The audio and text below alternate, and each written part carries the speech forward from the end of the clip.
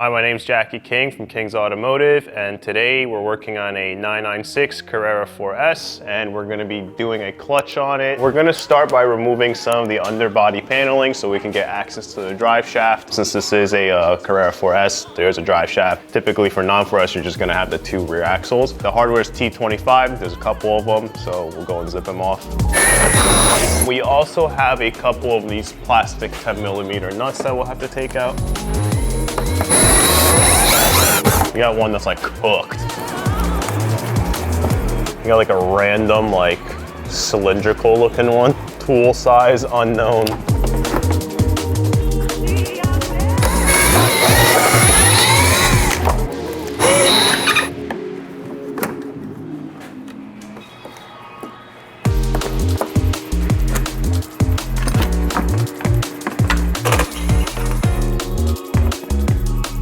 So now that we have the under paneling removed and everything exposed, the plan of attack here is to remove the shifter cables. We'll unclip it from their brackets. That way, we get everything that's attached to the transmission off of the trans so we can remove it.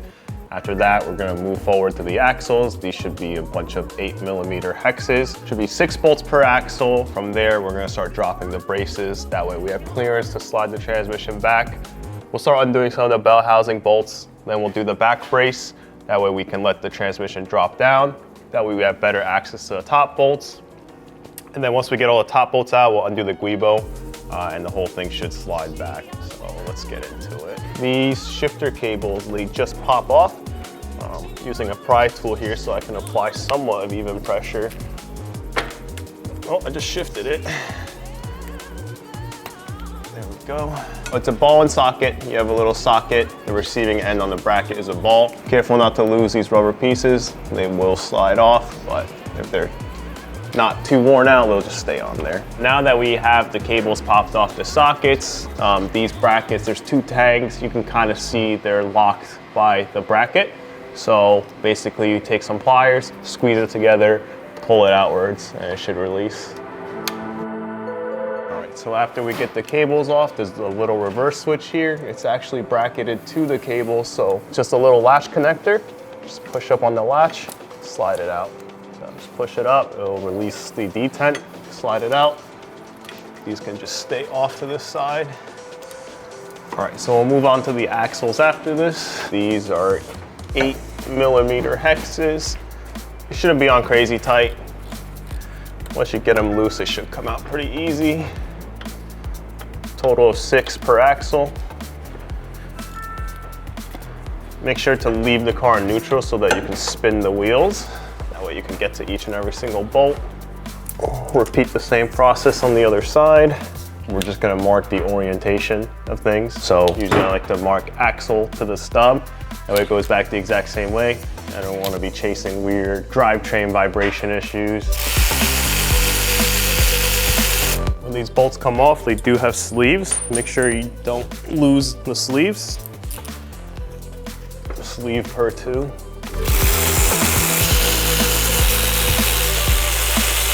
Just came right out once the bolts came loose. Just put it out the way for now.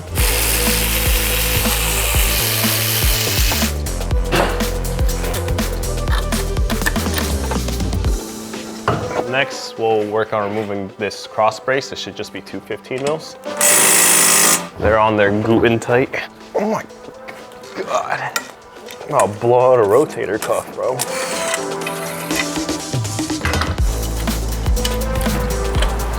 We're gonna move on to taking out the rear transmission mount. We'll support the transfers. Go for the easy ones.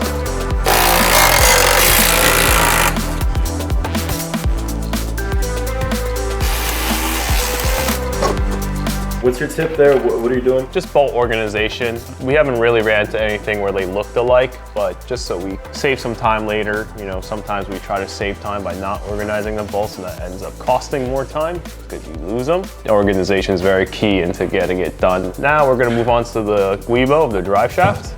We're gonna remove it, that way the trans can drop down a little more. Should give us more access to the top of the bell housing so we can get at the bolts, slave cylinder, and we should be very close to dropping it out.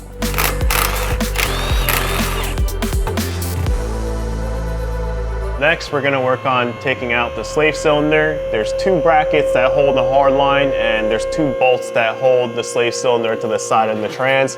They should all be 13 mils. Easy, you have the 2 here for the bracket. The 2 up top, you'll probably need a little bit of an extension. Ooh, hard line is sort of in the way, so we'll just ask it to move nicely. So next we're going to take out this upper mount. That way we give the trans enough space to slide back. Be 2 15 mils, yeah. We're just gonna let it rock there. After that, we're gonna start working on the bell housing bolts. We'll get this back up so I can access the bottom bolts. So the bell housing should have a total of 8 bolts. The bottom 2 bolts, this one's a triple square 10, this one's a 15, and all the other ones are 16s. With these triple squares and Torx or hex or any bolts of these nature, it's sometimes hard to know if you're all the way in, so you just always wanna make sure. Really easy to strip them if you're not all the way in.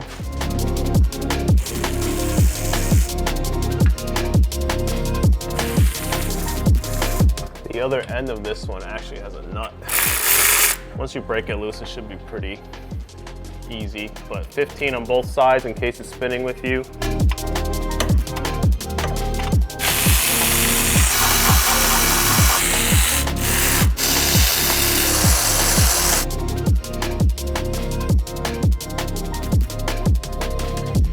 Now that we've got all the bell housing bolts out, we have separation between the block and the bell housing. We're gonna start pulling it out. Here, we're gonna support the motor. That way, the angle of things coming out stays relatively the same. Nothing starts binding.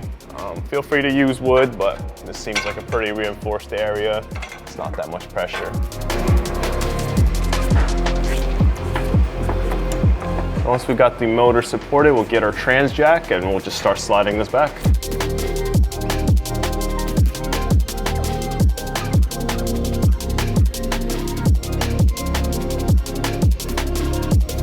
Now that we got the transmission out of the way, we're gonna start releasing the pressure plate, 6 6mm hexes. Once we do that, we'll take out the pressure plate, take out the clutch disc. We should be ready for a new one. We'll check the flywheel, make sure it's not all grooved up, and take it from there.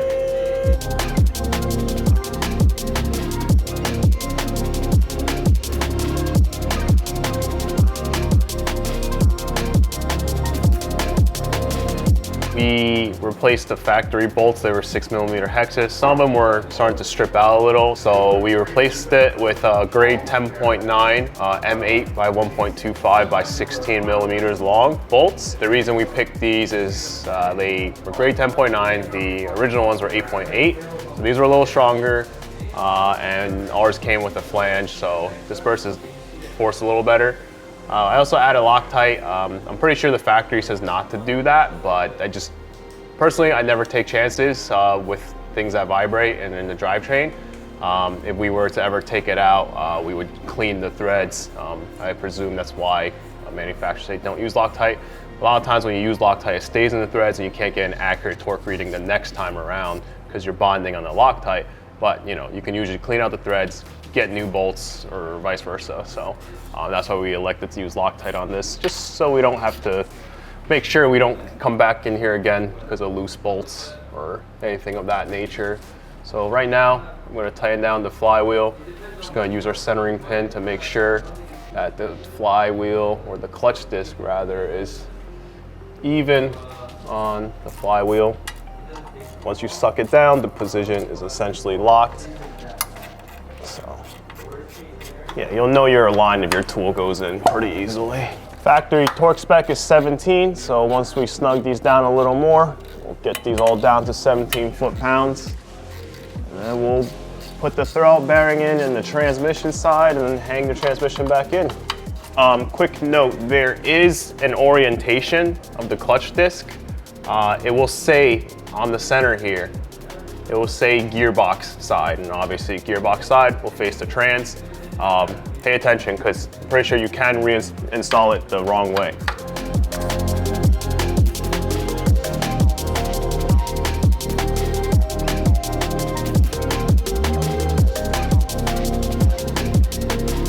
This is the clutch fork. There's a pivot pin inside the bell housing on the trans, and it pivots against that.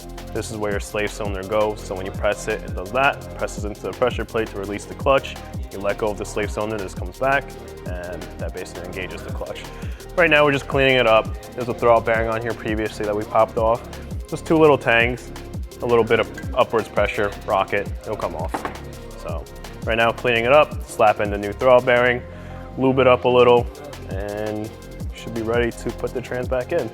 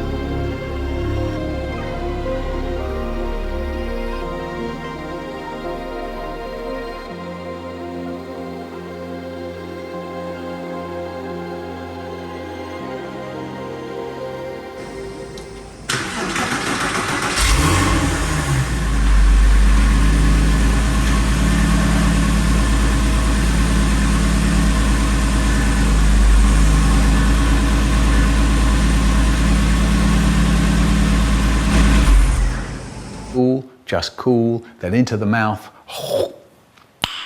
Nice.